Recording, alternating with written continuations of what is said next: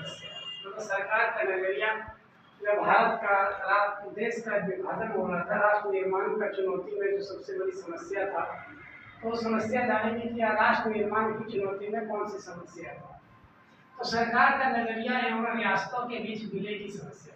सरकार की का जो नजरिया था और उसमें जो विलय, जो सरकार का जो नजरिया था उसमें विलय की नीति की यदि बात किया जाए, उसके बीच की समस्या क्या था। आखिर जब देश की विभाजन हो गया, विभाजन के बाद जब हमारे देश में रियासतों का, रजवाड़ों का विलय की नीति का काम चल रहे थे, तो कुछ मुस्लिम लीग ने भारतीय राष्ट्रीय कांग्रेस, मुस्लिम लीग ने भारतीय राष्ट्रीय कांग्रेस के इन कदम का विरोध किया। कुछ मुस्लिम लीग ने जो थे उसमें जो थे भारतीय राष्ट्रीय कांग्रेस पार्टी का विरोध किया, शामिल होने के लिए विरोध किया कुछ राज्यों ने। तो रजवाड़ों के शासन को मनाने समझाने में सरदार पटेल ने ऐतिहासिक भूमिका निभाई। रजवाड़ों को मनाने में सरदार वल्लभ भाई पटेल ने अहम भूमिका निभाई और अधिकतर रजवाड़े को उन्होंने भारतीय संघ में शामिल होने के लिए राजी कर दिया। अब बहुत सारे रजवाड़े जो थे वह भारतीय संघ में जो था विलय में शामिल करने में कामयाब हुए।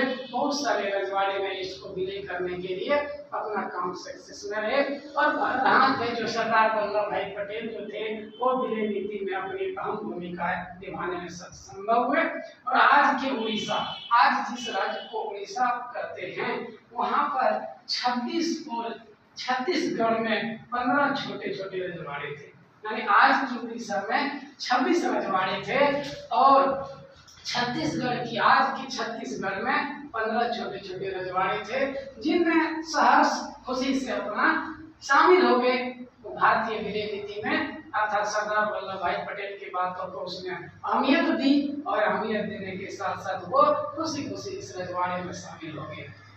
सौराष्ट्र में 14 बड़े और 119 छोटे छोटे रजवाड़े थे। यानी सौराष्ट्र जिसको आज जूनागढ़ के नाम से जाना जाता है, तो सौराष्ट्र में जूनागढ़ जो 14 बड़े बड़े और 119 छोटे छोटे रजवाड़े थे, वो भी सहर्ष खुशी से रजवाड़ों में यानी कांग्रेस पार्टी में शामिल हो गए।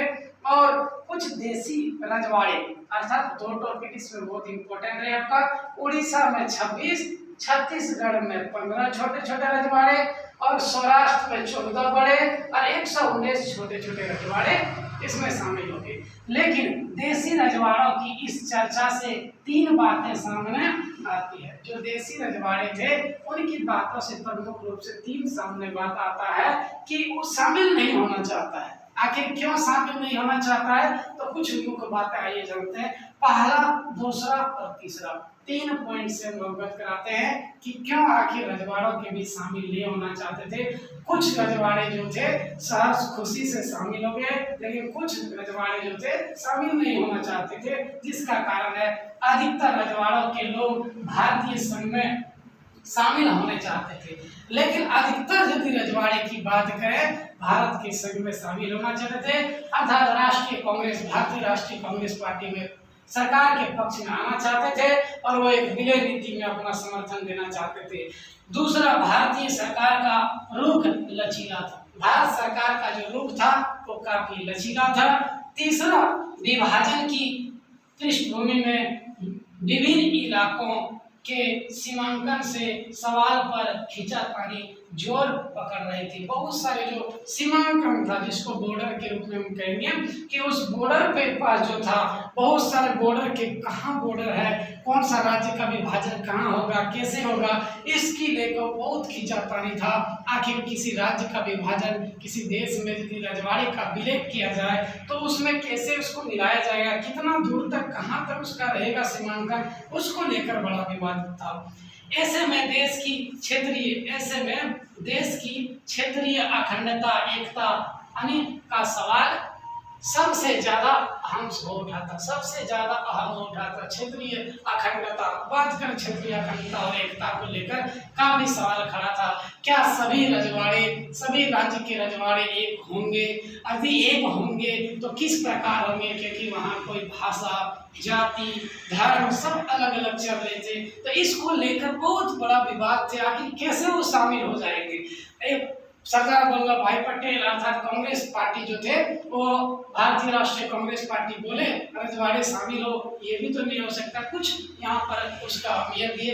अधिकतर लोगों ने उसको स्वीकार किया, लेकिन अधिकतर लोगों ने शांतिपूर्ण बातचीत के जरिए लगभग सभी रजवाड़े जिनकी सीमाएं आज आजाद हिंदुस्तान की नई सीमाओं से मिली थी, जहाँ पर आजाद हुए थे अर्थात पूर्वी पाकिस्तान और पश्चिमी पाकिस्तान, पूर्वी पाकिस्तान में पाकिस्तान और पश्चिमी पाकिस्तान में बांग्लादेश, दो विभाजन, द्विराष्ट्र का विभाजन हो चुका था।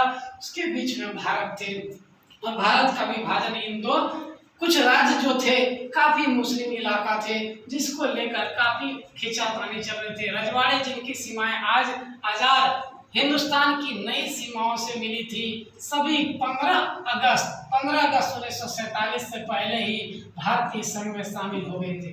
देश आजादी से पूर्व ही 15 अगस्त 1947 से पूर्व ही कुछ रजवाड़े जो थे शामिल हो गए थे भारतीय संघ में, लेकिन अधिकतर रजवाड़े के शासकों ने भारतीय संघ में अपने विलय के एक सहमति पत्र पर हस्ताक्षर किए। लेकिन अधिकतर जब देश आजाद हुए तो उसके बाद कुछ लोगों ने, भारतीय रजवाड़ों ने अधिकतर शासकों का जो था वहां पर अपना विलय पत्र पर हस्ताक्षर किया कि मैं भी भारतीय राष्ट्रीय कांग्रेस का समर्थन करता हूं और इस विलय नीति का भी हम समर्थन करता हूं। इस सहमति पत्र को इंस्ट्रूमेंट्स ऑफ एक्शन, तो जो सहमति पर सभी रजवाड़े ने जो साइन किए उस पत्र का, उस विलय पत्र का नाम था instruments of accession. Instruments of accession जो थे, एक्सेशन ये जो भारतीय वहां रजवाड़ा द्वारा जो विलय पत्र का था उसका नाम था।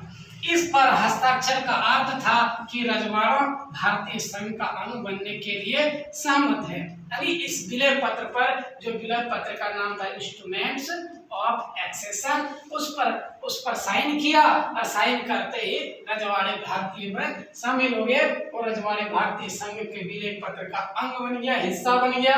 विलय में कठिन साबित होने वाले राज्य बहुत सारे ऐसे थे राज्य जो सबसे अधिक कठिन साबित हुए। सबसे बड़ा एक समस्या का कारण बना वो था जूनागढ़, हैदराबाद, कश्मीर, मणिपुर। ये चार जो राज्य थे, सबसे विलय में कठिनाई हुआ था कि समस्याएं यानी रियासतें, सबसे अधिक समस्या हैदराबाद और मणिपुर। लेकिन इन चारों में भी यदि बात करें, हैदराबाद और मणिपुर रियासतों को विलय को लेकर काफी बड़ी समस्या हुआ था, जो एक बहुत बड़ा चुनौती का कारण बना। और इस प्रकार जूनागढ़, हैदराबाद, कश्मीर और मणिपुर। और अगला हम लोग जानेंगे कि हैदराबाद का विलय नीति नेक्स्ट वीडियो में जानेंगे।